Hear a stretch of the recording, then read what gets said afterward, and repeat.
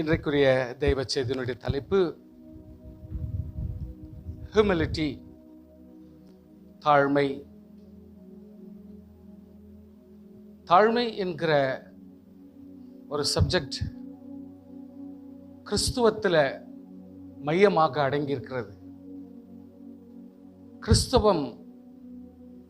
கிறிஸ்தவ பிள்ளைகள் இயேசு கிறிஸ்து தாழ்மையில அடங்கியிருப்பார். உலகம் இன்றைக்கு இருக்கிற கிறிஸ்தவர்கள், சபை விசுவாசிகள் இந்த பேஸ்ல தான் இருக்கணும்.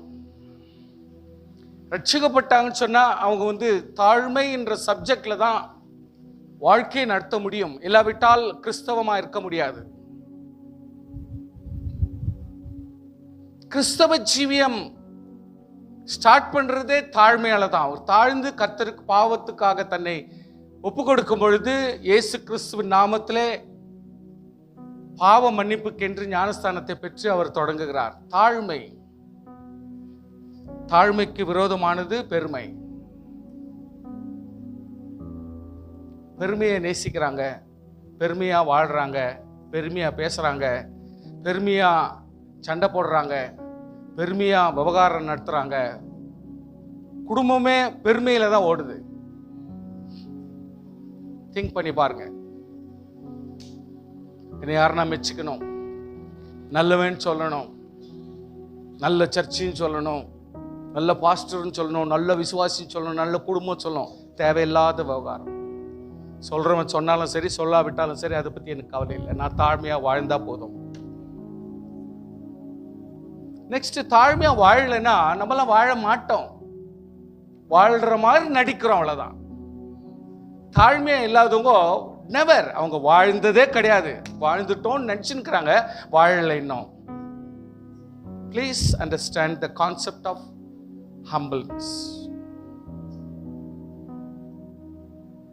வாழ்க்கையானாலும் சரி, இல்லற வாழ்க்கையாக இருந்தாலும் சரி, குடும்ப வாழ்க்கையாக இருந்தாலும் சரி, பொருளாதார வாழ்க்கையாக இருந்தாலும் சரி, அட்மினிஸ்ட்ரேஷன் வாழ்க்கையாக இருந்தாலும் சரி, எந்த ஒரு வாழ்க்கையாக இருந்தாலும் தாழ்மையில் ஸ்டார்ட் பண்ணாத வாழ்க்கை உருப்படாது.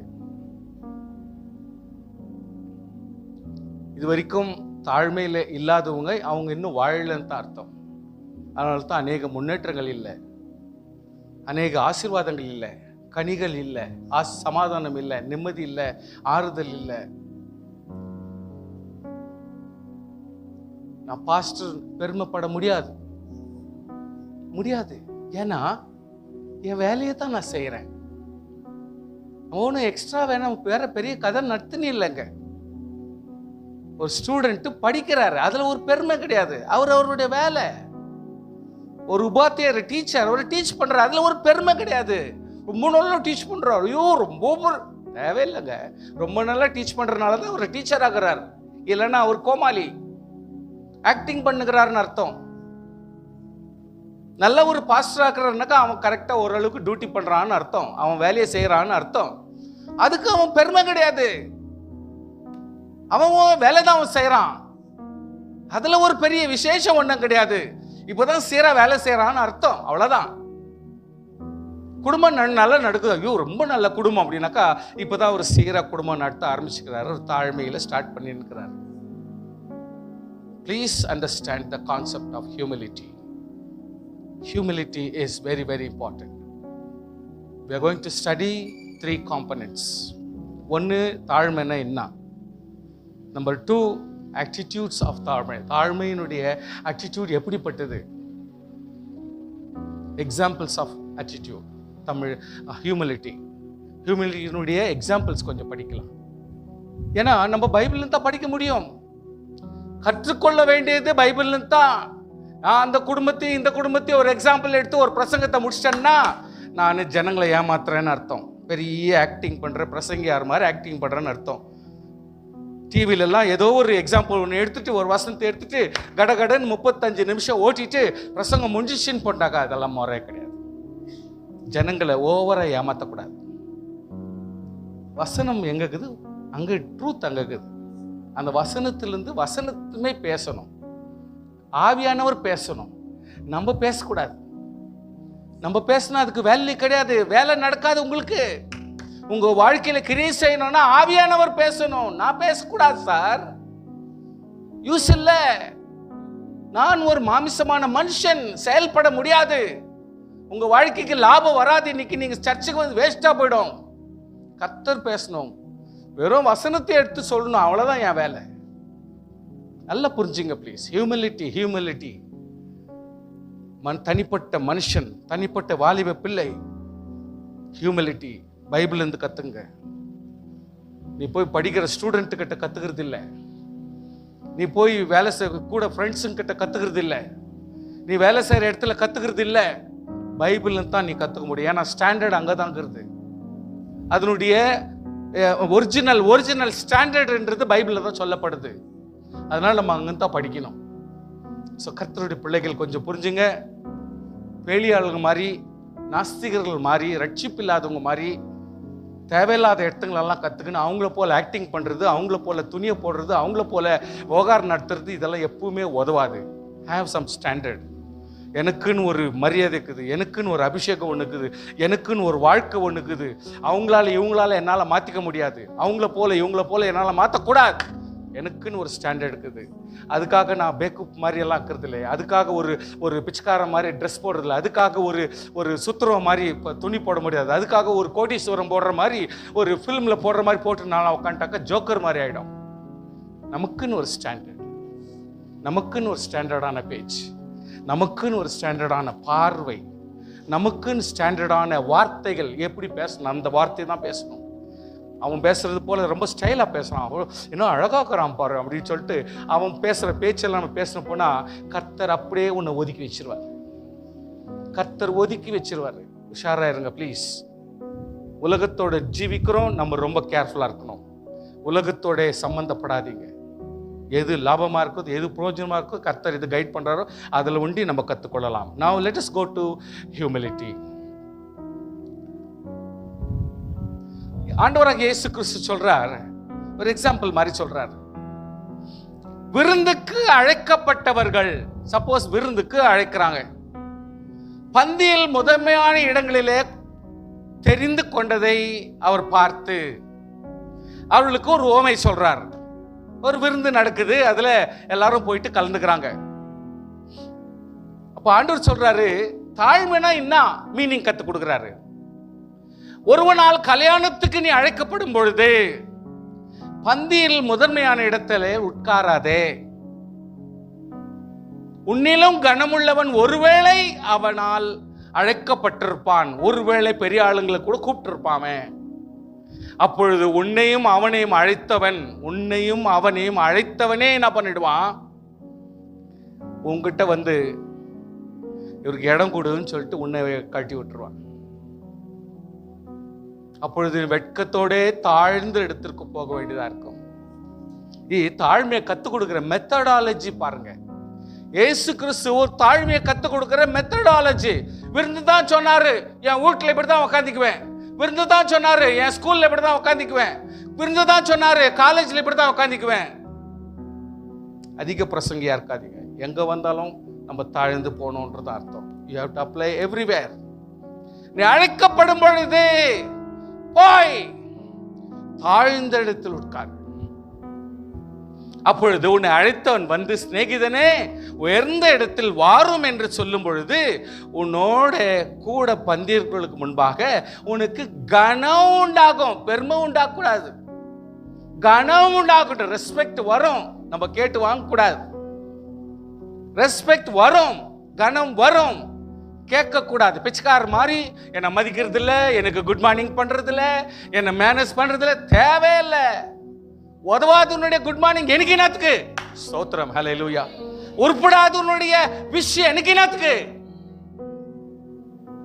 தேவையில்லை. கனத்தை கர்த்தர் தானாய் கொடுக்கிறார். நாம் வாழ்ற வாழ்க்கையை தானாய் கனத்தை கொண்டு வரும். ஸ்தோத்திரம், ஸ்தோத்திரம். தன்னைத்தான் உயர்த்துகிறவன் எவனும் தாழ்த்தப்படுவான், தன்னைத்தான் தாழ்த்துகிறவன் தான் உயர்த்தப்பட முடியும். ஆமென், ஸ்தோத்திரம். இப்போ ரெண்டாவது ஒரு எக்ஸாம்பிள் ஓல்ட் டெஸ்டமென்ட் எடுக்கிறோம். ஆபிரகாமுடைய வந்த லோத்துக்கு ஆடு மாடுகளும் கூடாரங்களும் இருந்தது. ரைட். அவர்கள் ஒருமித்து குடியிருக்க அந்த பூமி அவர்களுக்கு தாங்கக்கூடாது இருந்தது. அதாவது பூமி தாங்கலன்னு சொல்ற வேர்டை விட வேற விதத்தில் நீங்க யோசிக்கணும். இவங்க மெயின்டைன் பண்ண முடியல, அவ்வளோ ஆஸ்தியை மெயின்டைன் பண்ற டாக்டிக்ஸ் வேலைக்காரங்களும் இவங்களுடைய அட்மினிஸ்ட்ரேஷனும் பத்தலை. அவர்கள் ஆஸ்தி மிகுதியா இருந்தபடினால் ஒருமித்து வாசம் பண்ண ஏதுவில்லாத இருந்தது. ஆபிரகாமுடைய மந்தைக்கும் லோத்தினுடைய மந்தையாருக்கும் வாக்குவாதம் உண்டாயிட்டு. எப்போ நம்ம கண்ட்ரோல் இல்லையோ, நம்முடைய மேனேஜ்மெண்ட் சரியில்லையோ, நம்மளுடைய பொருளாதார கண்ட்ரோல் சரியில்லையோ, பிரச்சனை கண்டிப்பாக வரும்.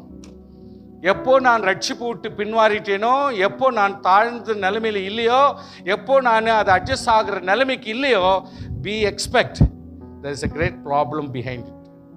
பின்னாடி ஏதோ ஒரு பிரச்சனை இருக்குதுன்றதை நீங்கள் ரெடி ஆயிடணும். ஆபிரகாம் லோத்துவை பார்த்து சொல்கிறான், எனக்கும் உனக்கும் என்னப்பா நீ நான் யாரு? கர்த்தரை தொழுகிற கர்த்தருடைய பிள்ளைங்க. நம்மளுக்குள்ளாம் வித்தியாசம் வரக்கூடாது, மனசளவில் வித்தியாசம் வரக்கூடாது, பேச்சளவில் வித்தியாசம் வரக்கூடாது. ஆமேன் ஆமேன். புரியுதுங்களா? நான் பேசுறது புரியுதுங்களா? உனக்கும் எனக்கு என்ன, பொண்டாட்டிக்கும் புருஷனுக்கும் என்ன, ஒரு பேரண்ட்ஸுக்கும் பிள்ளைங்களுக்கும் என்ன பிரச்சனை, ஒரு நண்பர்களுக்குள்ள பிரச்சனை என்ன, ஒரு சபைக்குள்ள பிரச்சனை என்ன, ஒரு குடும்பத்துக்குள்ள என்ன பிரச்சனை? நீ நானு யாரு? ரட்சிக்கப்பட்டவங்க, கர்த்தரால் தெரிந்து கொள்ளப்பட்டவங்க, நம்மள அபிஷேகம் பண்ணப்பட்டவங்க.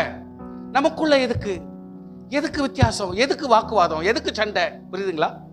இந்த இடத்துல எவ்வளவு டீட்டெயில்ஸ் அடங்கி இருக்குது பாருங்க. நீ நான் யாரு? சோ ஒரே ஒரு ரத்தங்கள் சண்டை போட்டு இருந்தா அர்த்தங்குதா? வித்தியாசத்தோடு போராடி இருந்தா நல்லக்குதா? இருக்கிறதுல நம்ம அனுசரிக்கணும், அவ்வளவுதான்.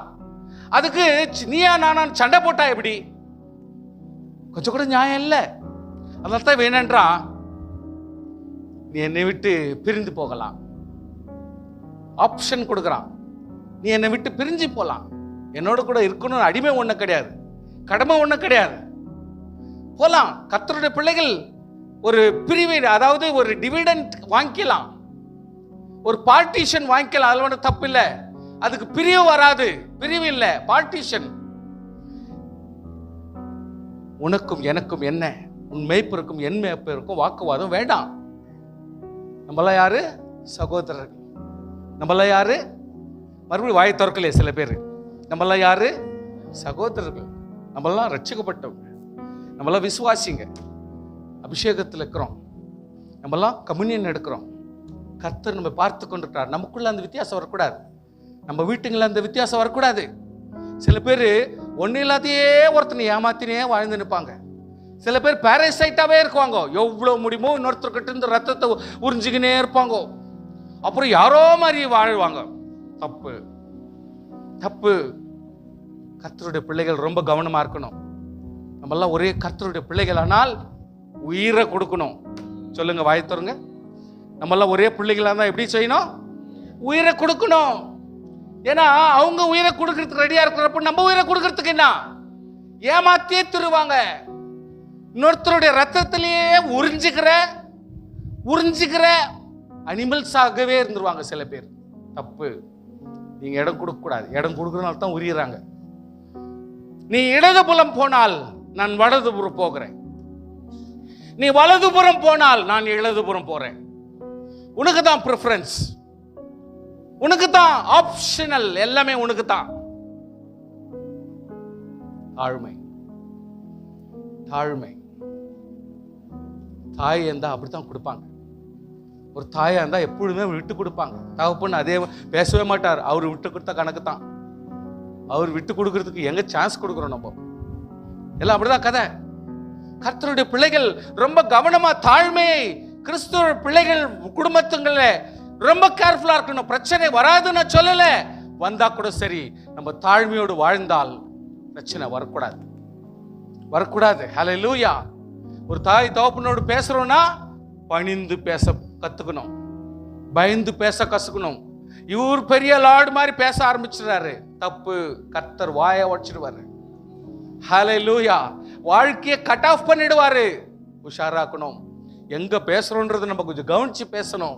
ஆண்டவராகிய கர்த்தர் பெரியவர். ஆமென். வாழ வச்சவங்க வாழ்றதுக்கு நம்ம சந்தர்ப்பத்தை கொடுக்கணும். ஸ்தோத்திரம். பிலிப்பியர் 2:3 படிக்கிறோம். ஆதலால் கிறிஸ்துவுக்குள் யாதொரு ஆறுதலும் அன்பிலும் யாதொரு தேறுதலும் ஆவியிலே யாவதொரு ஐக்கியமும் யாதொரு உருக்கமும் பட்சமும் இரக்கங்களும் உண்டானால் அந்த சிந்தையே நமக்கு இருக்கணும். அல்லேலூயா. குடும்பத்தில் இருக்கிறவங்க நம்ம கவனிங்க. சார் மேடம், லேடி, சார், அண்ணா, அக்கா, தங்கச்சி, எதனா அங்கே ஒரு ஆறுதல் படுத்தலாமா அப்படின்ற நோக்கம் நமக்கிட்ட இருக்கணும். வீட்டில் இருக்கிற எல்லாருக்கும் எப்படி இருக்கணும்?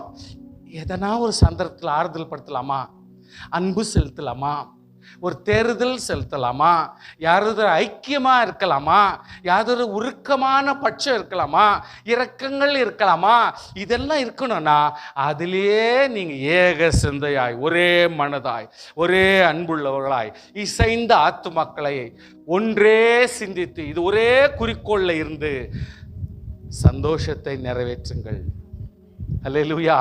சந்தோஷத்தை நிறைவேற்றுங்கள். வீட்டில் சந்தோஷம் வரும் சார், வரும். இதே சிந்தையில் இருந்தா, அதே யோசனையில் இருந்தா, வேற வேற எலிமெண்ட்ஸோடு பழகும் பொழுது, வேற வேற ஃப்ரெண்ட்ஸுங்களோடு பழகும் பொழுது, வேற வேற ஆட்களோடு பழகும் பொழுது, துன்மார்க்கராய் இருக்கிற பல கிறிஸ்தவர்களோடு பழகும் பொழுது, குடும்பத்தை நடத்த தெரியாத ஆட்களோடு கிறிஸ்தவர்களோடு பழகும் பொழுது உங்கள் மைண்டு டைவர்ட் ஆகிடும். அந்த மைண்டோடு நீங்கள் உங்கள் வீட்டுக்குள் வரும் பொழுது உங்கள் குடும்பம் நாசமாக போகும். ஏக சிந்தையும் அன்பும் பணிவும் ஐக்கியமும் தாழ்மையும் பொறுமையோடு ஏக சிந்தையோடு ஒரே யோசனையோடு ஒரு குடும்பத்தில் இருந்தால், as far as my family, என் குடும்பம்னா இதுதான் ப்ரிஃபரன்ஸ். சில பேர் சொல்லணும், பெரியவங்க சொல்லணும், ஏய் வீடுறாது, ஓவரா பேசாத, வாயை மூடிட்டு. சிம்பிளாக சொல்கிறேன், வாயை மூடிட்டு. தர்பார் பண்ணுறதுக்கு என்ன ரோப் அடிக்கிற ஒய்ஃப் கிட்ட, என்ன அவன் சொல்லினுக்கிற, நீ என்ன கேட்டுன்னுக்கிற, வாயை மூடுறா. ரோப்பா பேசணும். பிசாசின் கிரியைகளை கண்டிக்கணும். ஒரு மகள் பேசினா கூட கண்டிக்கணும். அதே மகளை நம்ம அரவணைச்சுக்கும் தெரியணும். அப்படி கட்டி பிடிச்சி அந்த பிள்ளைக்கு முத்தம் கொடுக்கும் தெரியணும். உஷாரா பிள்ளைங்களை டீல் பண்ணி அந்த பிள்ளைங்களுக்கு சீர்திருத்த தெரியணும். விட்டு கொடுக்கக்கூடாது. பிள்ளைங்க தூரம் போகிறதுக்கு இடம் கொடுக்கக்கூடாது. அவங்க கல்யாணம் ஆகிற வரைக்கும் அவங்கள தூரம் போகிறதுக்கு கூட, கல்யாணம் ஆயிட்டு பிறகு அவங்களுடைய பொறுப்பு. வாயால் சொல்லலாம். கர்த்தருடைய பிள்ளைகள் புத்தியா ஒன்றையும் ஒரு பிரச்சனையும் வாதினாலாவது வீண் பெருமையிலாவது செய்யாமல் மனத்தாழ்மையினாலே ஒருவர் தங்களிலும் மேன்மையாக என்ன கடவன். ஆமேன். எப்படி பண்ணோம்? என்னை விட இவங்க பெரியவங்க அப்படின்ற கணக்கில் வச்சு நம்ம செய்யணும். என்னை விட இவங்க மேன்மையானவங்க அப்படின்னு நினச்சி நம்ம குடும்பத்திலையும் வெளியிலையும் டீல் பண்ணோம். ஆமென். அவன் தனக்கானவைகள் அல்ல பிறருக்கானவைகளை நோக்குவனாக. கிறிஸ்துவில் இயேசுவில் சிந்தையே உங்கள் இருக்க கடவுது. ஆமென். அவர் தெரியும் எப்படி தன்னை தாழ்த்தினார். சிலுவையின் மரண பரியந்தம் தன்னை தாழ்த்தினார் என்று படிக்கிறோம். ஸ்தோத்திரம். ஸோ கர்த்தருடைய பிள்ளைகள் ஸ்தோத்திரம். இது இந்த மாதிரி தாழ்மைனா இதான். நிறைய சொல்றதுக்கு நிறைய வசனங்கள் இருக்குது, நமக்கு வேண்டாம், போதும். Now attitudes பல நேரத்தில் எப்படிப்பட்ட, இங்க ஒரு வசனம் சொல்லப்படுகிறது, ரொம்ப அழகா இருக்குது அந்த வசனம். வானத்தின் உயரமும் பூமியின் ஆழமும் ராஜாக்களின் இருதயங்களும் ஆராய்ந்து முடியாது. வானத்தின் உயரம் கண்டுபிடிக்க முடியாதான். பூமியினுடைய ஆழம் பைபிள் சொல்லுதுங்க, பூமியின் ஆழத்தை பார்க்க முடியாது. ராஜாக்களின் இருதயமும் ஆராய்ந்து முடியாது. ஏன்னா வெள்ளி நின்று களிம்பை நீக்கணும். அப்போதான் வெள்ளி நல்ல ஷைனிங்கா சுத்தமா இருக்க முடியும். அப்பொழுது தட்டானால் நல்ல உடைமை பிறக்கும். தட்டா நல்ல வேலை செஞ்சான், அருமையான ஒரு பொருளை செஞ்சு கொடுத்தான், இந்த வெள்ளி பார்த்த பொருள் அப்படின்னு சொன்னாக்கா அந்த களிம்பு, அதாவது அழுக்கு, தேவையில்லாதது அவைகளிலிருந்து நீக்கப்பட வேண்டும். நம்பர் நெக்ஸ்ட், ராஜாவின் முன்னின்று துஷ்டரை நீக்கிவிடு. யாரெல்லாம் துஷ்டங்கிறனோ ராஜா கிட்ட இருந்து வெளியெடுத்துரு, இல்லைன்னா அவன் போடுற கட்டளையே சாகடிக்கிற நிலைமைக்கு கொண்டு போயிடுவான். ராஜாவின் சமூகத்தில் மேன்மை பாராட்ட அவங்ககிட்ட போயிட்டு பெருமையாக நம்ம எதுவும் பேசக்கூடாது. ஏன்னா அவன் எப்பவுமே நினைக்குவான் அவன் தான் பெரியவன். அவங்ககிட்ட போயிட்டு நம்ம அதெல்லாம் பேசக்கூடாது. பெரியவர்களுடைய ஸ்தானத்தில் இல்லாதே ரொம்ப பெரியவங்க இருந்தாக்கா, ரொம்ப ஞானத்திலும் அறிவிலும் நல்ல படிப்பிலையும் நல்ல அறிவிலும் அனுபவத்திலும் பெரியவங்க இருந்தால் அவங்க கிட்ட கொஞ்சம் நம்ம அடக்கி தான் வாசிக்கணும். கொஞ்சம் தூரத்தில் தான் இருந்து நம்ம எவ்வளோ தூரத்துக்கு எஸ்கேப் ஆகிறோம் அவ்வளோதான் நல்லது. கண்கள் கண்ட பிரபு சமூகத்தில் நீர் தாழ்த்தப்படுவது நல்லது. உங்கள் கண்கள் கண்ட பிரபுவின் சமூகத்தில் ஒரு பெரிய ஆள் முன்னாடி ஜாஸ்தி நேரம் நிற்காதே, அவங்க கிட்ட நீ தங்கக்கூடாது. ஏன்னா நீ ரொம்ப தாழ்மைப்பட்டு இருப்பது தான் நல்லது. அவன் உன்னை பார்த்து மேலே வா என்று சொல்வதே உனக்கு மேன்மை. அவனுக்கு முன்னாடி நம்மளே போயிட்டா முடியாது. வழக்காட பதற்றமாய் போகாதே. வழக்காடுறதுக்கு, அதாவது ஆர்கியூமெண்ட் பண்றதுக்காக பெரிய அப்படியே ரொப்பா கொதிக்க வயிறு உடம்பெல்லாம் ஒதுர அப்படியே ஆத்திரத்தோடு போகாதே, ப்ராப்ளம் ஆயிடும். ரொம்ப கவனமாறு. நீ உன் அயலானோட மாத்திரம் உன் வியாஜ்யத்தை குறித்து வழக்காடு, மற்றவனிடத்தில் ரகசியத்தை வெளிப்படுத்தாதே. உங்ககிட்ட இருக்கிற சீக்கிரட்டை மாத்திரம் சும்மா அன்வான்டா நீ எல்லாருக்கும் பெருமையா சொல்லி நிற்காத. அது எப்போ உனக்கு வீக்னஸ் கொடுத்துரும். If you have any secret keep it with you. அது உன்னோடவே இருந்துட்டோம், அது யாருக்கும் ப்ராப்ளம் இல்லை. சொல்லிட்டு பாருங்க, உனக்கு ஒண்டி சொல்றேன், வேற யாருக்கும் சொல்றது இல்லை. இந்த சீக்ரெட் நீங்க யாருக்கும் சொல்லாதீங்கன்னு சொன்னீங்கன்னா அது சீக்கிரமா பரம்பும். That is the information. நீ ரொம்ப சீக்கிரமா பரம்புறதுக்கு பிபிசி வாய் அடக்காதவங்க கிட்ட நீ சொல்லிட்டேன்னு வச்சுக்கோ, அவங்க ஒரே நாளுக்குள்ள எல்லாத்தையும் சொல்லி முடிச்சுட்டு தான் அவங்க தூங்குவாங்க. இல்லைன்னா அவங்களுக்கு தூக்கமே வராது. அதனால ரொம்ப கேர்ஃபுல்லா இரு. மற்றபடி அதை கேட்கிறவன் உன்னை நிந்திப்பான், அவன் அவமானம் உன்னை விட்டு நீங்காது. ஏற்ற சமயத்தில் சொன்ன வார்த்தை, ஏற்ற சமயத்தில் ஏற்ற காரியத்தை பேசுற வார்த்தை, மறுபடியும் சொல்றேன், ஏற்ற சமயத்திலே சொல்ல வேண்டிய முக்கியமான ஏற்ற வார்த்தை வெள்ளித்தட்டில் வைக்கப்பட்ட பொருள் பழங்களுக்கு சமானம், பொன்னினால் செய்யப்பட்ட பழங்களுக்கு சமானமாய் இருக்கும். கேட்க செவிக்கு ஞானமாய் கடிந்து கொண்டு புத்தி சொல்லுகிறவன் பொற்கடுக்கனுக்கு அபரஞ்சி பூஷணத்திற்கும் சரி. கர்த்தருடைய பிள்ளையே, கேட்கறதுக்கு கணக்கா பேசுறாங்க பாருங்க, அவங்க ஞானமாய் திட்டி சரிப்படுத்துறாங்க பாருங்க, அவங்களுக்கும் புத்தி சொல்றாங்களே இப்படி போட்டு சொல்றவங்க யார் தெரியுமா? அவங்க எப்படி தெரியுமா? பொற்கடுக்கன். இவ்வளவு பெரிய கடுக்கன் இருக்குதுன்னு சொன்னா அந்த கடுக்கன் பொன்னா இருந்தா எப்படி இருக்கும், அதுக்கு சமானமாயும் அபரஞ்சி பூஷணத்திற்கு, அதாவது அருமையான, ஐயோ என்ன ஸ்மெல்லு, அந்த வீட்டில் என்ன அருமையான ஒரு சென்ட் அப்படின்னு நினைக்கிறோமே, வாசனைன்றமே, அதுக்கு சமானமாகவே இருக்கும்.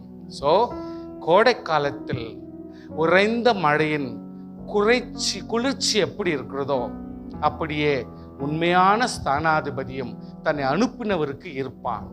அவன் தன் எஜமான ஆத்துமாவை குளிர பண்ணுவான். ஸோ கர்த்தருடைய பிள்ளையே, நாம் பேசுகிற பேச்சு, நம்ம செய்கிற இந்த தாழ்மையான செயல் நிச்சயமாகவே பலருக்கு குளிர்ச்சியாகவும் ஆசீர்வாதமும் சமாதானமாக இருந்தால் அவர்களும் நம்மளுக்கு குளிர்ச்சியாக மாறிவிடுவார்கள். அல்லேலூயா. குடும்பமே குளிர்ச்சியாக மாறிவிடும். ஸோ நம்ம வித்தியாசமாக இருந்தால் பாருங்க, எவ்வளோ எக்ஸ்பிளனேஷன் பாருங்க. அந்த டீட்டெயில் நீங்கள் பார்த்தீங்கன்னா மறுபடியும் கூட நீங்கள் அந்த வசனத்தை ஞாபகப்படுத்திக்கலாம். அதாவது ப்ராவர்ப்ஸ் 25ஆம் அதிகாரம் 3-7 வரை, நீதிமொழிகள் 25ஆம் அதிகாரம் 1-7 வசனங்களை நீங்கள் வாசிக்கும் பொழுது வாட் எ கிரேட் ட்ரூத், அதாவது காம்ப்ளிகேஷனோட ஒரு அர்த்தமுள்ள சில முக்கியமான வார்த்தைகளை எவ்வளோ அழகாக போட்டு வச்சுக்கிறது பாருங்க. ஸோ கர்த்தருடைய பிள்ளைகளே, இந்த வாழ்க்கையில இப்படிப்பட்ட ஒரு சூழ்நிலையை நாம் கிரியேட் பண்ண முடியுமானால், பிலிப்பியன்ஸ் 2ஆம் அதிகாரம் 5-8 வசனங்களை வாசிக்கிறோம். கிறிஸ்து இயேசுவில் இருந்த சிந்தையே உங்களில் இருக்க கடவது. ஸோ தாழ்மை என்பதை தன்னுடைய வாழ்க்கையில ஒரு ப்ரூஃபாக கர்த்தர் வைக்கிறார். அதனால கர்த்தருடைய பிள்ளையே, இந்த எக்ஸாம்பிள்ஸ் எல்லாம் எப்படி நம்ம கவனமா இருக்கணும், எப்படி இருக்கணும் ஆக்டிவிட்டிஸ்னா, ஒரு தாழ்மைக்கு ஆக்டிவிட்டிஸ் எப்படி இருக்கணும். ஃபார் எக்ஸாம்பிள், டேனியல் என்ன பண்றாரு, தானியேலோ வென்றால் அந்த பத்திரத்திற்கு கையெழுத்து வைக்கப்பட்டது என்று அறிந்த போதிலும் அவன் வீட்டுக்கு எப்படியும் போறாரு. ஜெபம் பண்ணக்கூடாதுன்னு சொல்றாங்க. ஜெபம் பண்ணுனா உனக்கு வேற விளைவுன்னு சைனும் போடுறாங்க. சைனும் போட்டுட்டாரு. பத்திரத்துல கையெழுத்துட்டு போட்டாரு. பத்திரம் சார், கோர்ட்டு பத்திரம். இருந்தாலும் தான் வீட்டுக்கு போகும் பொழுது யோசிக்கிறாரு, என்னுடைய வாழ்க்கையிலே நான் இனிமேல் வாழணும்னா எனக்கு ஒரு மேலான அனுபவம் வேண்டும். வாட் இஸ் தட் மேலான அனுபவம்? ஜெப அனுபவம். அந்த ஜெப அனுபவத்தை நான் தடை கட்ட முடியாது. கோர்ட் கேஸ் ஆகிலும் எந்த ஒரு விஷயம் ஆகிலும் எதுவாக இருந்தாலும் என்னுடைய வாழ்க்கைக்கு பிராமுக்கியம் எது? மேலான அனுபவம். வாட் இஸ் தட் மேலான அனுபவம்? ஜெப அனுபவம். அந்த ஜெபத்தை நான் விடக்கூடாது. ஸோ தீர்மானம் எப்படி எடுக்கணும் பாருங்க. ஒரு ஆக்டிவிட்டி, ஒரு தாழ்மையினுடைய ஆக்டிவிட்டி என்னது? ஆட்டிடியூட்ஸ் என்னது? தன்மைகள் என்னது? நம்முடைய வாழ்க்கையில நாம் நிரந்தரமா இனி வாழ்ந்து முடிக்கணும்னா அதுக்கு முக்கியமான காரியம் என்ன? ஒரு மேலான அனுபவம். வாட் இஸ் தட் மேலான அனுபவம்? ஜெப அனுபவம். அதை தான் இங்க சொல்றாங்க. அவன் எப்பொழுதும் போல மாடி மேல போறான். அதாவது உயர்ந்த அனுபவத்துக்கு போறது. ரெண்டாவது, அதை தெரிந்தெடுத்து எப்போ செய்யற மாதிரி கர்த்தர் இவ்வளவு நடத்துறாரு, அதான் நம்மளை நடத்தின்னு போறாரு. அது போல ஒரு நாளுக்கு 3 முறை அவர் ஜெபம் பண்ணாரு. நம்ம 6 முறை கூட ஜெபம் பண்ணலாம், 8 முறை ஜெபம் பண்ணலாம், ஒரு முறை ஜெபம் பண்ணலாம். நம்ம எப்படி மனசுல நினைக்கிறோமோ அப்படி, எப்படி நம்ம தீர்மானத்தில் செயல்பட விரும்புகிறோம், எப்படி நம்ம வாழ்க்கையில் ஆவிக்குரிய ஆசீர்வாதம் ஒரு முக்கியத்துவம் கொடுக்குது நீங்க நினைக்கிறீங்களோ, எதில் நீங்க ஜெயிக்க விரும்புறீங்களோ அந்த ஜெயத்தில் நீங்க சோர்ந்து போகாதபடிக்கு சூழ்நிலையும் உங்களுடைய கட்டுப்பாடும் எவ்வளவு தூரத்தில் இருந்தாலும் அதை விட முக்கியமானது எது?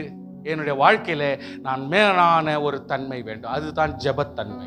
அந்த ஜெபத்தன்மைக்கு நான் போய் எப்பொழுதும் போல என் தேவனோடு நான் பேசாமல் போனால் உலகத்தில் நான் வாழ்வதே அரிது என்கிற ஒரு கோட்பாடு நமக்குள் இருந்தால் நிச்சயமாக தேவனாகிய கர்த்தர் எப்பேற்பட்ட பிரச்சனை, எப்பேற்பட்ட லாஸஸ், எப்பேற்பட்ட பணத்தோல்வி, எப்பேற்பட்ட ஆனாலும் அந்த சூழ்நிலையை கொஞ்சம் மேற்கொள்ற வரைக்கும் கஷ்டம்தான், அழுகத்தான், மனவேதனை தான். பட் ஸ்டில் கர்த்தர் உன்னை வாலாக்காமல் தலையாக்குவார், கீழாக்காமல் மேலாவார். ஹல்லேலூயா, ஹல்லேலூயா.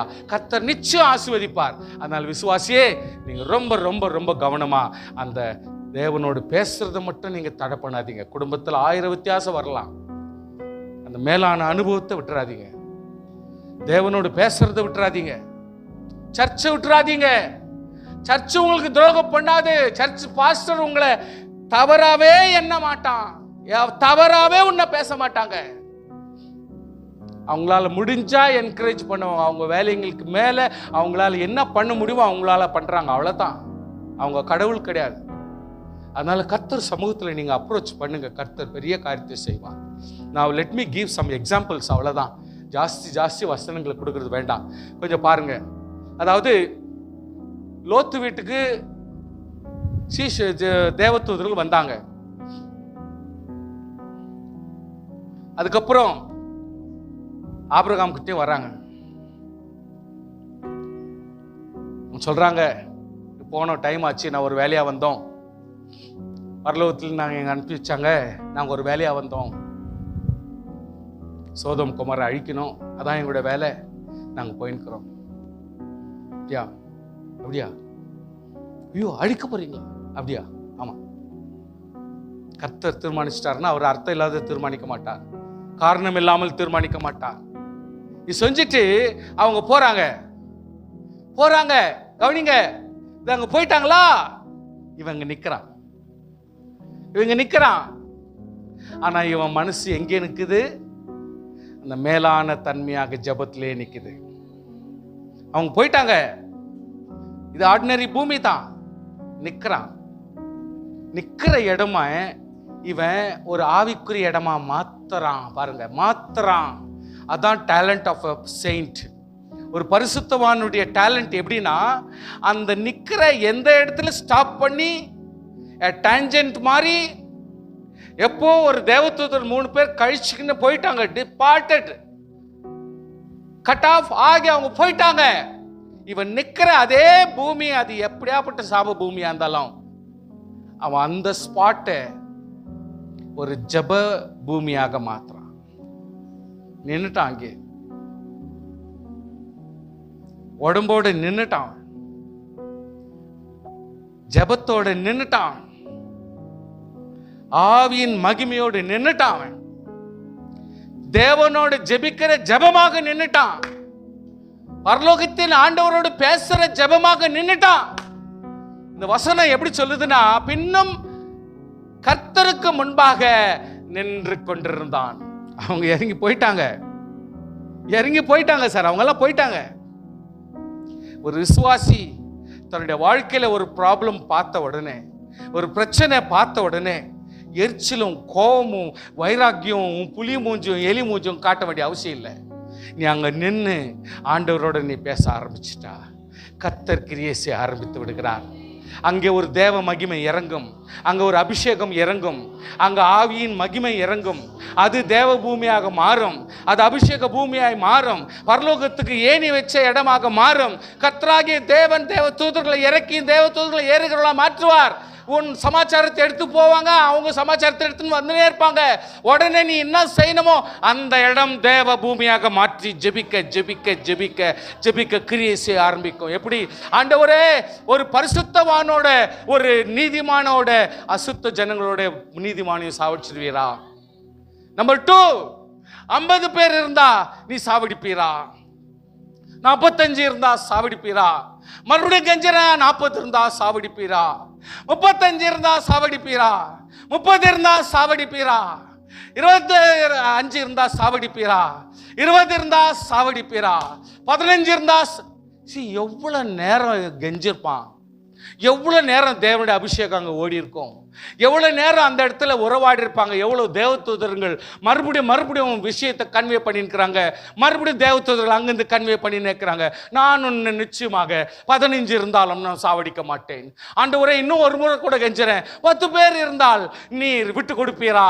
அப்போ இவன் நினைச்சான், லோத்தினுடைய பிள்ளைகளும் லோத்தினுடைய மனைவியும் ஒருவேளை மருமகன்மார் எல்லாம் போட்டு கணக்கு போட்டு அவங்க கூட ஃப்ரெண்ட்ஸுங்க இருந்தால் அவங்க ரட்சிக்கப்பட்ட ஆளுங்க தானே வச்சுருப்பாங்க.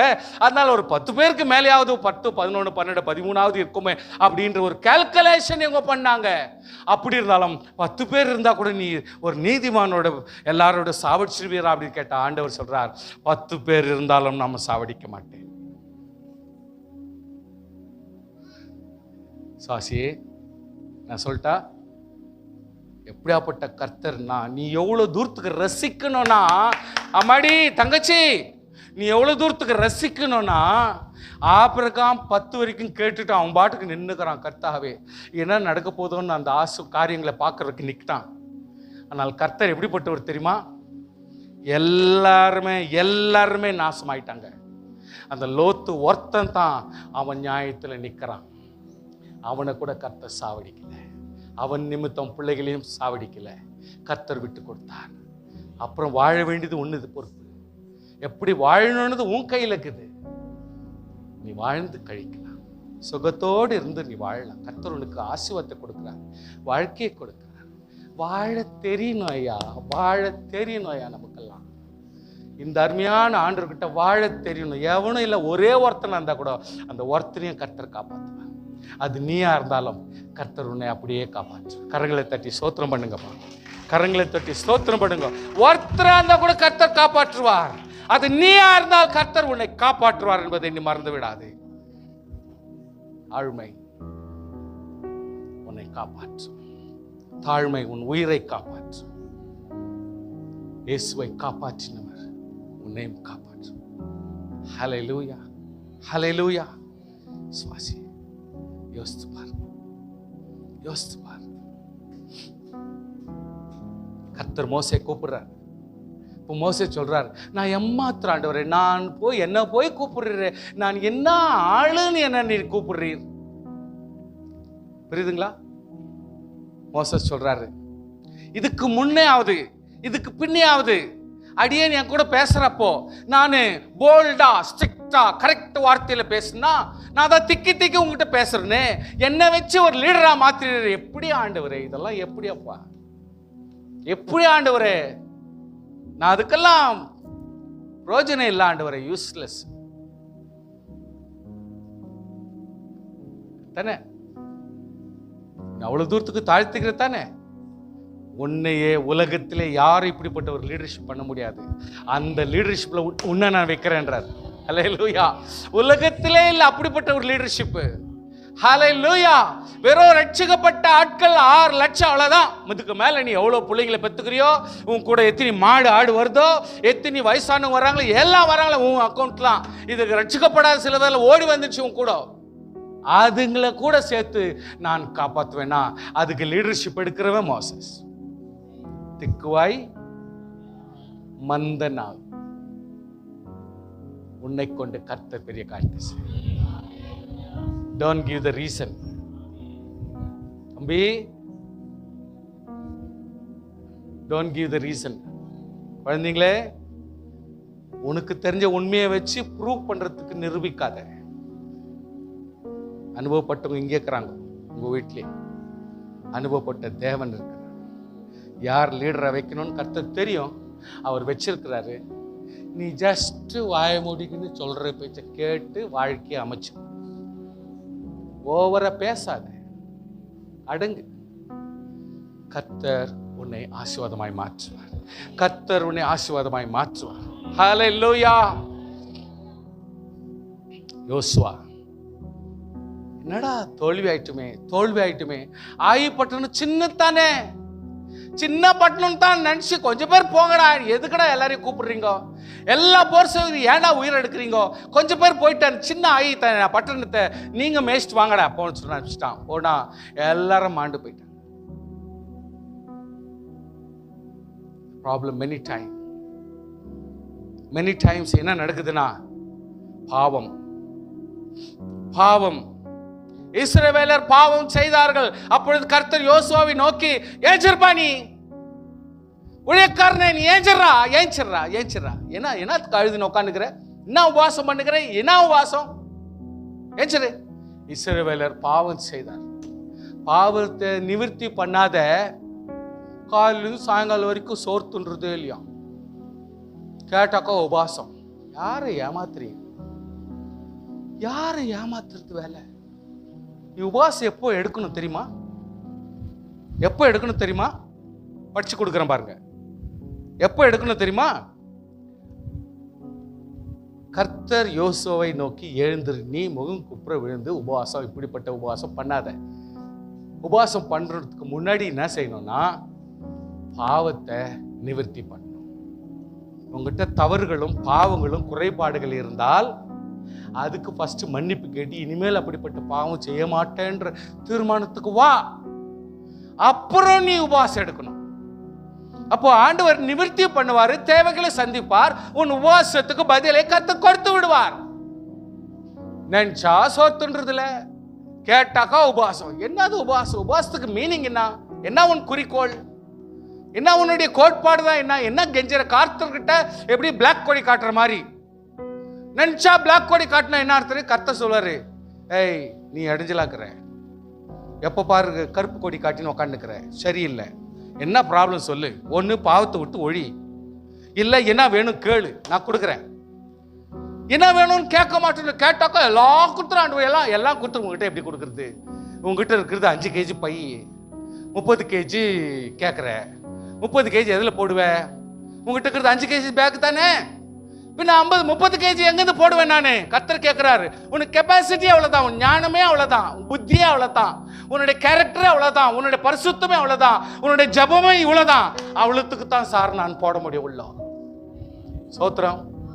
உங்ககிட்ட எவ்வளோ பெரிய பேக் இருக்குதோ அவ்வளோ பேருக்கு தான் நான் போட முடியும். நீ கேட்குறது எல்லாம் போட்டுருனாக்கா, இல்லை அவ்வளோ பெரிய பேக்கை தூக்கி வந்துட்டா, அவ்வளோ பெரிய விசுவாசமாக அவனுக்கு இருக்குது.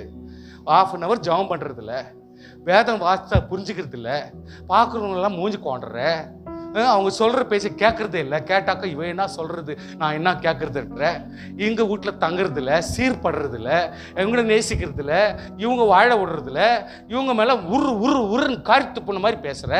இப்போ எப்படி உன்னை வச்சு நான் 10 லட்சம் கோடி பணத்தை தூக்கின்னு வந்து உங்ககிட்ட கொடுக்குறது? வாங்குறவனுக்கு தைரியங்குதா? 10,000 சொல்லணும். ஐயோ 10,000க்கு நான் எங்கே வைக்கிறது பேக்கில், எவனா திருடிடுவானா அடிச்சிடுவானான்னு பயப்படுறியே. உன்னை வச்சு நான் 10 கோடி ரூபாய் 10 கோடி ரூபாய் எங்க உன் பாக்கெட்ல போடுறது? எங்க பாக்கெட்டு?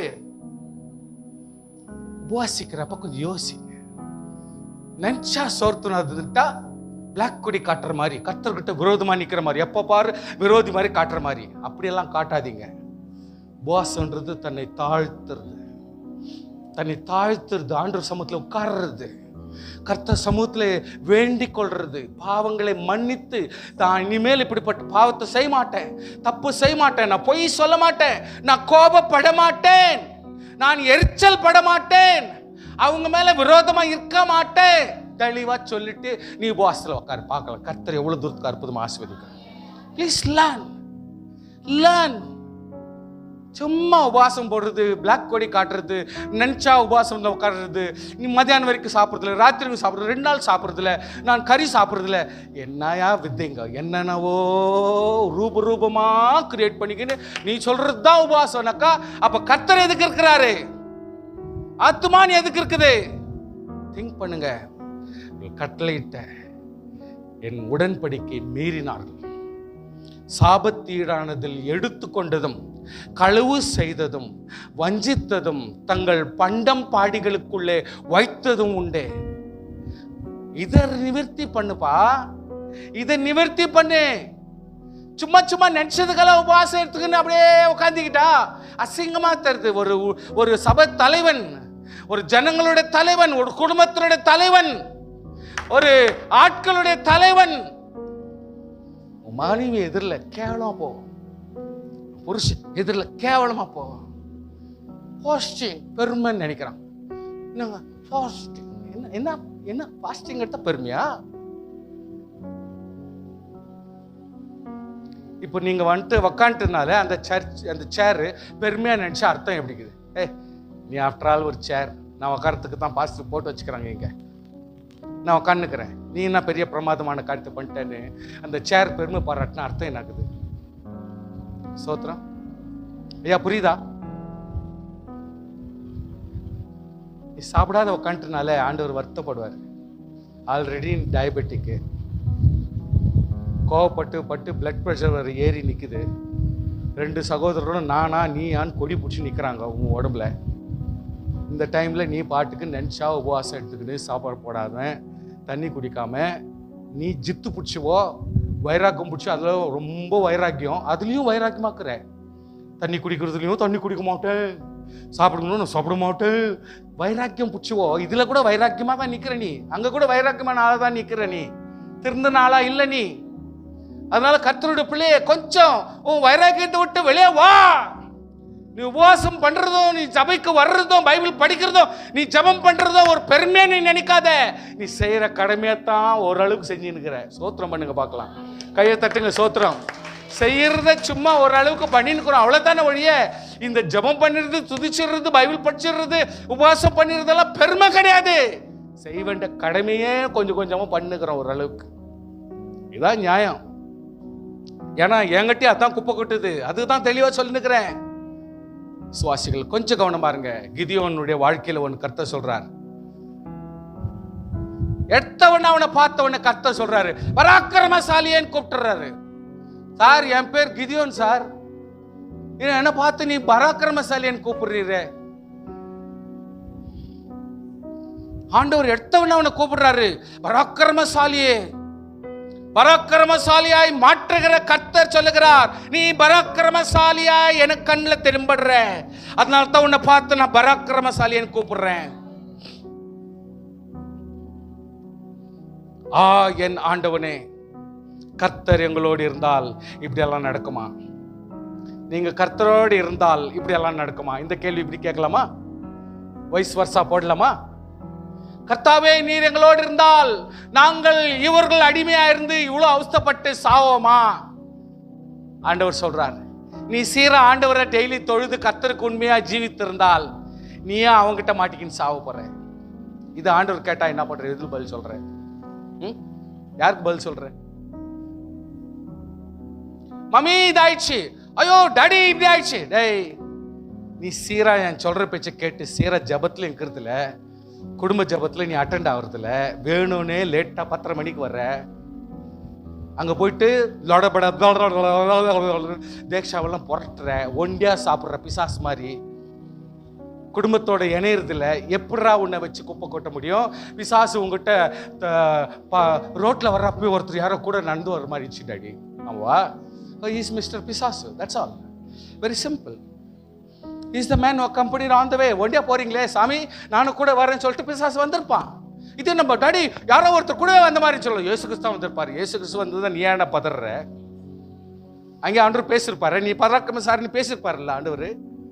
நீ பயந்துன்னு ஒடியாடுறேன்னா, உங்க ஒதிரில்னு ஒடியாடுறேன்னாக்கா நீ யாரையும் தான் அக்கம்பெனி பண்ணியிருக்கிற. பத்ரம் உஷாராயிரு. கர்த்தர் எங்களை எகிப்திலிருந்து கொண்டு வரவில்லையா? எங்க அம்மாவை ரட்சிக்கவில்லையா? 10 வருஷத்துக்கு முன்னால் அபிஷேகம் ஆனா போடு எகிரி எகிரி எகிரி எகிரி நான் அபிஷேகம் பண்ணேன் பாஸ்டர். இப்போ என்ன குப்பை கொட்டின்னுக்கிறேன்? இப்போ என்ன குப்பை கொட்டின்னுக்கிறேன்? அன்னைக்கு எகிர்றேன்னு பேசுற நீ இன்றைக்கு ஒரு ஸ்தோத்திரம் இல்லை. பேசுறப்ப ஒரு ஸ்தோத்திரம் வர மாட்டேன்து. அப்படியே ஒரு நாஸ்திகம் கிட்டக்கிற மாதிரி தான். நாஸ்திகிற மாதிரி தான் வெக்கமாயிடும். சில நேரத்தில் பாருங்க, நான் சில கான்ஃபரன்ஸ் எல்லாம் அட்டென்ட் பண்ணுவேன், சில மீட்டிங்ஸ் எல்லாம் அட்டென்ட் பண்ணுவேன். அவங்க என்ன பண்ணிடுவாங்க, டக்குன்னு பாஸ்டர் அசோக் அவர் பண்ணிடுவார். அந்த டைமுக்கு அந்த மோமெண்ட்டுக்கு தான் சொல்லுவாங்க. ஸோ நான் ஒன்றும் பேச முடியாது, சைலண்டாக போவேன். பாட்டு அப்போதான் நான் ரெடியாகவே இருக்கணும். அதனால தான் இந்த மாதிரி சின்ன பாட்டு புக்கெல்லாம் ரெடியாகவே வச்சுக்கிறது. ஒன்றும் இல்லாத இருக்கிற பாட்டுங்களே கொஞ்சம் ஒரு 10-15 செலக்ட் பண்ணி இதில் போட்டு கன்னடாவை செலக்ட் பண்ணிவிட்டு இது மாதிரி ரெடியாக வச்சுக்கிறது எமர்ஜென்சிக்கு. ஆர்கன் எடுத்துக்கணுமா, போய் செட் பண்ணிக்கணுமா, அது எந்த ஆர்கனோ அதில் எப்படி எந்த பட்டனு எந்த மாதிரி வருதுன்னு தெரியாது. இருந்தாலும் அதில் போட்டுக்கின்னு பாட்டை லீட் பண்ணிடணும், தமிழும் லீட் பண்ணிடணும், கன்னடாவை லீட் பண்ணிடணும், அதுக்கப்புறம் மெசேஜும் கொடுத்துடணும், ஒரு ப்ரோக்ராமே நடந்துடணும். அதனால தான் எப்பவுமே நான் ரெடியாகவே இருப்பேன். அவங்க கொடுக்கலன்னு சரி, சும்மா கூப்பிட்டாங்கல்ல போதும், நான் எப்பவுமே ரெடியாக இருப்பேன். ஏன்னா எந்த டைமில் எப்படி கூப்பிடுவாங்க, என்ன செய்ய சொல்லுவாங்க தெரியாது.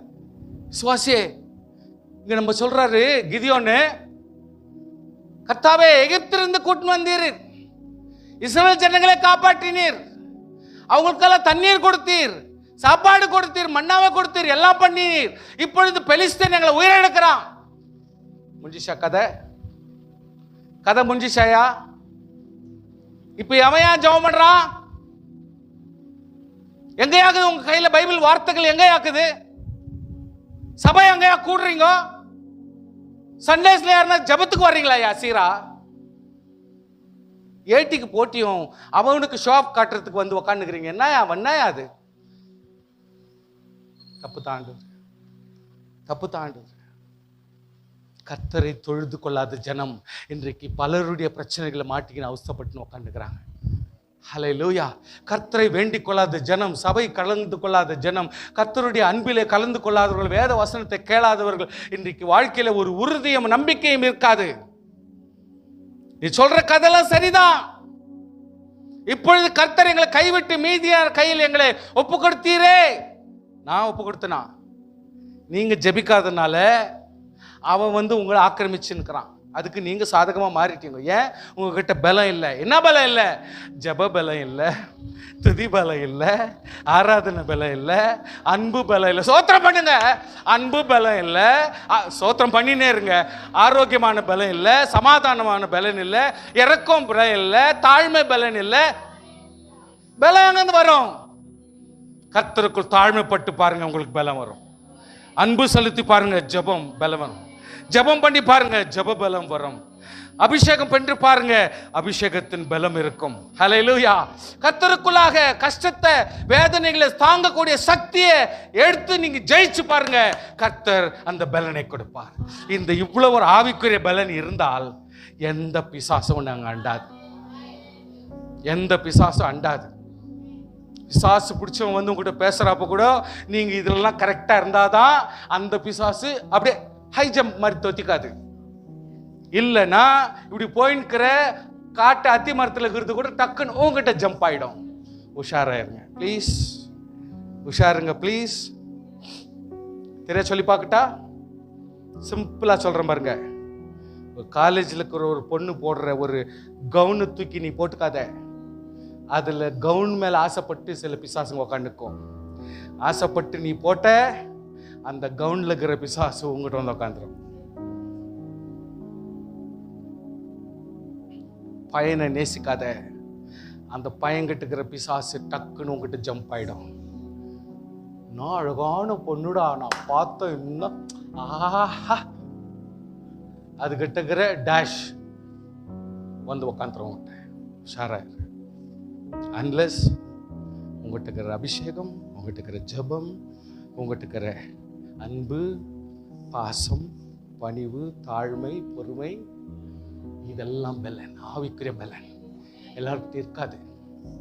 கர்த்தருடைய பிள்ளையே, அந்த சின்ன சின்ன பலன் உங்ககிட்ட இருந்தால் எந்த ஒரு பிசாசும், because he is very decent person. பிசாசு ஒரு டீசென்ட் பர்சன். நல்ல கவனிங்க. ஆண்டவராகிய கிறிஸ்துவனுடைய அடையாளம் இருக்கிற உடம்ப அவன் டச் பண்ண மாட்டான். he knows the manners. ஆண்டவராகிய கிறிஸ்து யாரு? ஜீவனுள்ள தேவனுடைய குமாரனாகிய கிறிஸ்து என்று அவனுக்கு தெரியும். ஹல்லேலூயா. அவனுக்கு கேவலமா இட போட்டுறாத. he knows everything. நீ கர்த்தருக்குள் உன் பலனை, ஆவிக்குரிய பலனை உன்னோடு இருந்தால் உன்னை டச் பண்ண மாட்டான். தெரியுதா? அதனால தான் நம்ம சபைகளில் ஆண்டவர் அற்புதமா நம்மளை ஆறுதலை வச்சிருக்கிறார்.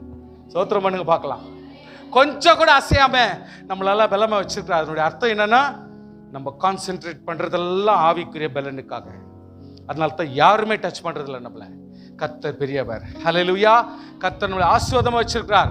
அன்வான்டடா பிசாசு பிடிச்சது அந்த கதை இந்த கதைக்கெல்லாம் நம்ம கவனம் கொடுக்கறது இல்லை. பிகாஸ் கர்த்தராகிய தேவன் இயேசு கிறிஸ்து பற்றி போதிக்கிறதா என்ன வச்சுக்கிறார் ஒழிய, நம்மளை வச்சுக்கிறார் ஒழிய, நம்ம இந்த கதையை ஓட்டுறதுக்கெல்லாம் உங்களை வைக்கல. அதனால நீங்க ஓட்டுற வேலையெல்லாம் பண்ணிக்காதீங்க. அப்புறம் அதை ஓட்டுற வேலையா மாறிடுவீங்க நீங்க. சோத்திரம். அது தனியாக உங்ககிட்ட உயிரெடுக்க ஆரம்பிச்சிடும். அதனால் you must be very careful. அதனால தான் மந்திரம் பண்ண போகாதீங்க, தந்திரம் பண்ண வாங்காதீங்க, நாள் பார்க்க போகாதீங்க, இதெல்லாம் போகாதீங்க. அங்கேருந்து உங்ககிட்ட பிடால் ஓடியாந்துடும். மற்றவங்களுக்கு பிரச்சனையாக மாறிடும். அதனால் விசுவாசிகள் ரொம்ப கேர்ஃபுல்லாக இந்த காரியங்களை கவனமாக இருக்கிற ஆண்டவர் சொல்கிறாரு, உனக்கு இருக்கிற இந்த பலத்தோட போ. உனக்கு இருக்கிற இந்த பலத்தோட சொல்லுங்க படிங்க, பெருசாகுது பாருங்க. ஆமா, கர்த்தர் நமக்கு என்ன கொடுக்குற அந்த பலத்தோட நம்ம இருந்தா போதும். கர்த்தர் பெரிய காரியத்தை செய்வார். ஹல்லேலூயா. அவன் சொல்றான், இந்த மனாசே குடும்பம் இருக்கிற 12 கோத்திரத்துல மனாசே கோத்திரம் ரொம்ப சின்ன கோத்திரம். எல்லாரிலும் லாஸ்ட் சின்னவன் நான். அதனால என்ன போய் இப்படி சொல்றீங்க? கர்த்தர் சொல்றார், நீ பராக்கிரமசாலி, நீ இப்பொழுது மீதியானியரை ஜெயிக்க முடியும், கர்த்தர் உனக்கு அவ்வளவு பலம் கொடுக்க முடியும் சொல்லிட்டு கர்த்தர் சொல்றார். ஹல்லேலூயா. ஸ்தோத்திரம் பண்ணுங்க பார்க்கலாம். ஆமென். ஹல்லேலூயா. தாவீது சொல்றாரு, ஜனங்கள் சொல்ற கர்த்தருக்கு என்று தசமம் கொடுங்க, காணிக்கை கொடுங்க, சபை கட்டணும், நல்ல பெரிய சபை கட்ட போறோம், அதனால இது கொடுங்க அது கொடுங்கன்னு கேட்கறான். எல்லாம் கொடுக்க ஆரம்பிச்சிடும் பொழுது ஜனங்க என்ன பண்ணாங்க? அற்புதமா கொடுக்க ஆரம்பிச்சிட்டாங்க. காணிக்கை கேட்டதுக்கு மீறி கொடுக்க ஆரம்பிச்சிட்டாங்க. அப்போ தாவீதுக்கு ஆண்டவரோட சொல்றான், இப்படி மனப்பூர்வமாய் கொடுக்கும் திராணி உண்டாவதற்கு நான் எம்மாத்திரம் வினான்ற ஜனங்களை பார்த்து, தேவனே என்னால எவ்வளவு முடியுமோ அவ்வளவு காணிக்கை இங்க வச்சுக்கிறேன் பாரு ஆண்டவரே, இந்த ரூம்ல போட்டு வச்சிருக்கிறேன் பாருங்க ஆண்டவரே, என் தேவனுக்கு என்று நான் காணிக்கை கொடுத்தது இவ்வளோ ரூம் நிறைய கோல்டு சில்வர் அது இதுன்னு எல்லாத்தையும் போட்டு வச்சிட்டான். அவன் மகனை பார்த்து சொல்றான், சாலமோன் கவனமாயிரு, கர்த்தருக்கு என்று ஆயிலத்தை கட்டுறதுக்கு கர்த்தர் உன்னதான் சொல்றாரு, என்னை வானான்ட்டாரு, புரிஞ்சுக்கோ. ஏன் என்ன வானாரு?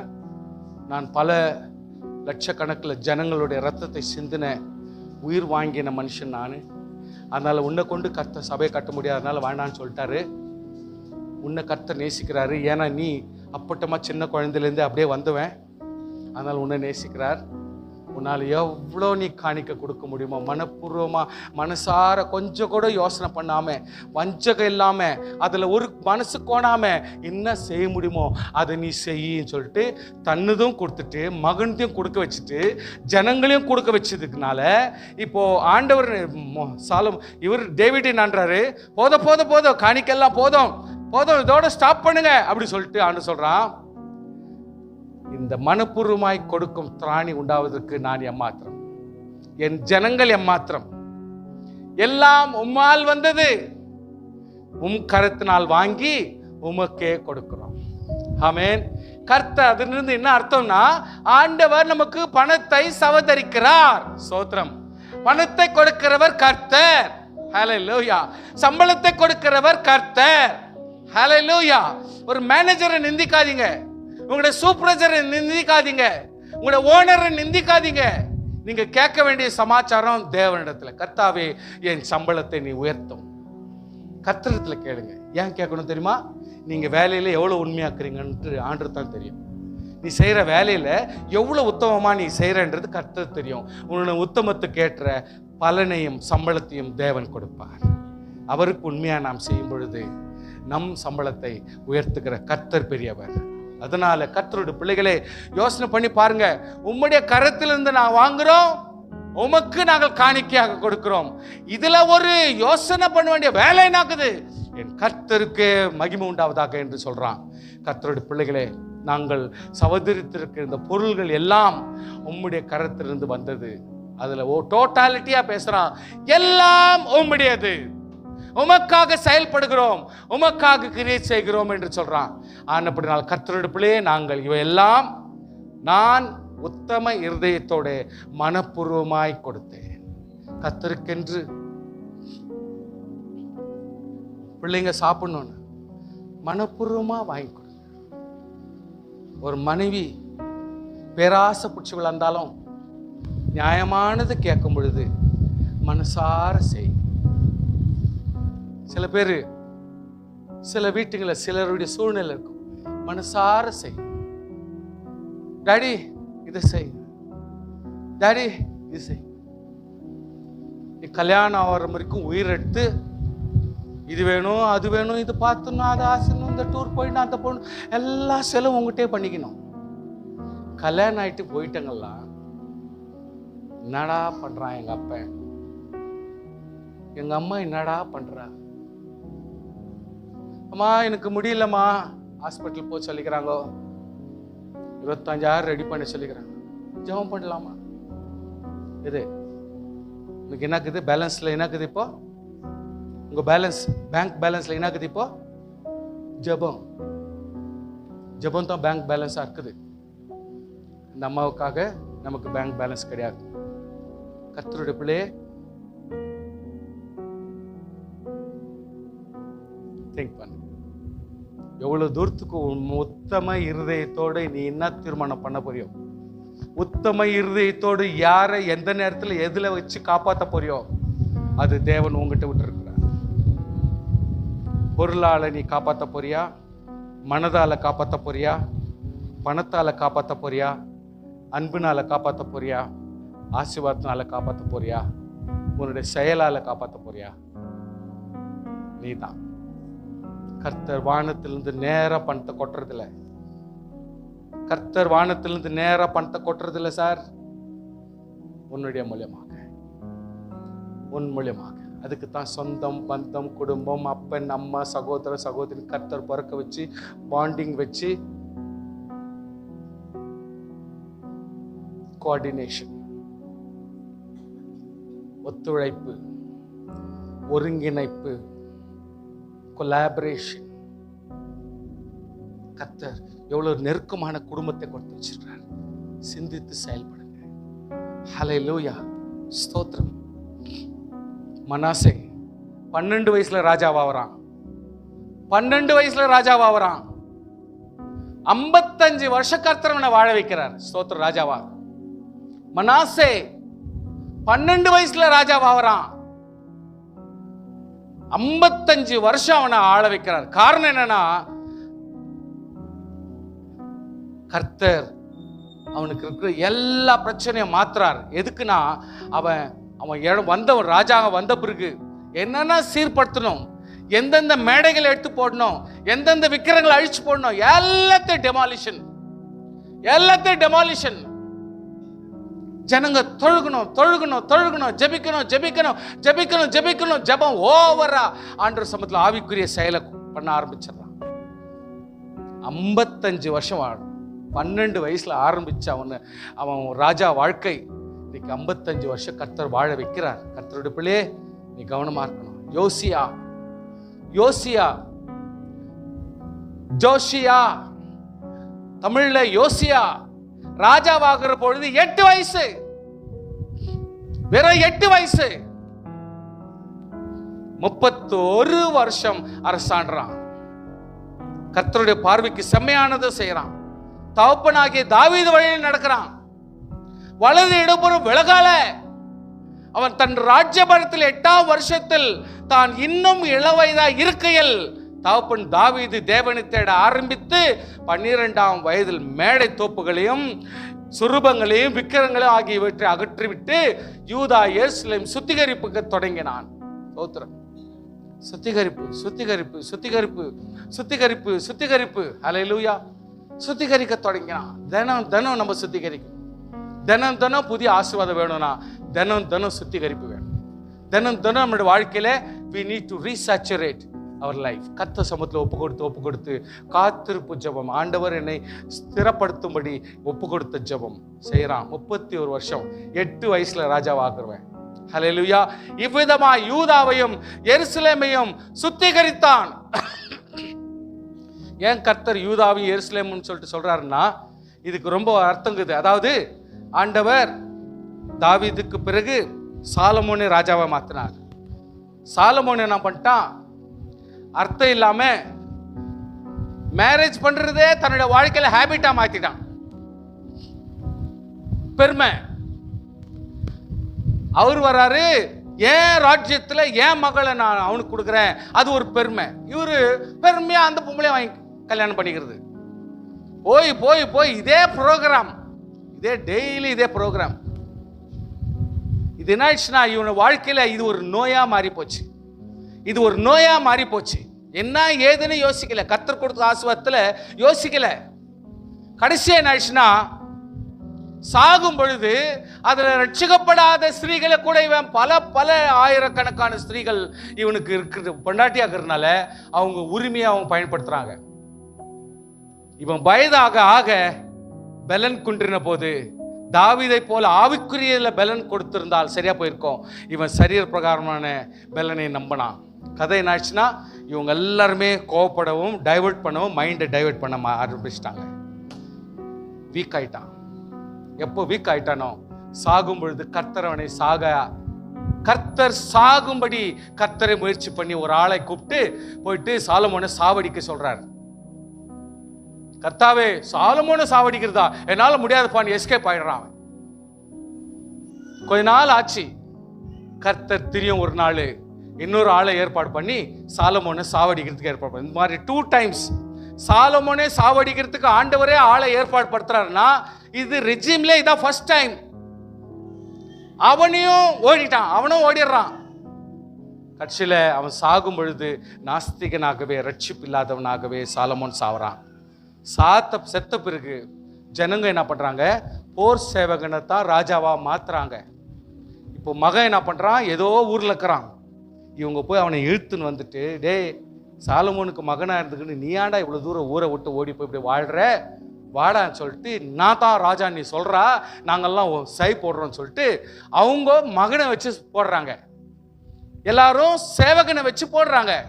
இந்த 2 போட்டி நடந்துருக்கிறப்போ கர்த்தர் சாலமோனுடைய மகனுக்கு சாலமோன் அதாவது தாவீதுக்கு மரியாதை கொடுத்து என்ன பண்றாரு? பாதி அங்க வாடுறதுக்கு உதவி செய்யறாரு, பாதி இங்க வாடுறதுக்கு உதவி செய்யறாரு. அதனால தான் பாதி திரும்பி போனவங்க எருசலேமை வச்சு ஆள்றாங்க, இன்னொரு பாதி திரும்பி போனவங்க யூதா அப்படின்ற கோத்திரத்தை வச்சுட்டு அவங்க அரசாள்றாங்க. ஸோ இந்த 2 அரசாட்சி பிரிஞ்சு பிரிஞ்சு பிரிஞ்சு பிரிஞ்சு அப்படியே அப்படியே போயிட்டு போயிட்டு போயிட்டு கடைசியில் உங்களுக்கு தெரியும், பெரிய சிலையை பார்க்குறீங்க, சிலை பிறகு ராஜாவை பார்க்குறீங்க, ராஜா அவங்க பிரிஞ்சு பிரிஞ்சு பிரிஞ்சு கட்சியில் இயேசு கிறிஸ்து ராஜாவாக வருகிறார் அப்படின்ற ஒரு காரியத்தில் கொண்டு போய் முடியுது இந்த கதை. ஸோ கர்த்தருடைய பிள்ளைகளே, ஆண்டவராகிய தேவன் அருமையாய் அருமையாய் நம்மை அற்புதமாய் நடத்த போதுமானவர். தாழ்மைப்படுவோம், கர்த்தர் பெரிய காரியங்களை செய்கிறார். நாம் தாழ்மைப்படுவோம், கர்த்தர் பெரிய காரியங்களை செய்வார். சோத்திரம். தாழ்மைப்படுவோம், நம்முடைய வாழ்க்கை முன்னேறும். தாழ்மைப்படுவோம், நம்முடைய குடும்பம் முன்னேறும். தாழ்மைப்படுவோம், நம்முடைய பொருளாதாரம் முன்னேறும். தாழ்மைப்படுவோம், நம்முடைய ஆசீர்வாதங்கள் முன்னேறும். ஜெப ஆரம்பிக்கலாமா? ஸ்தோத்திரம், ஸ்தோத்திரம்.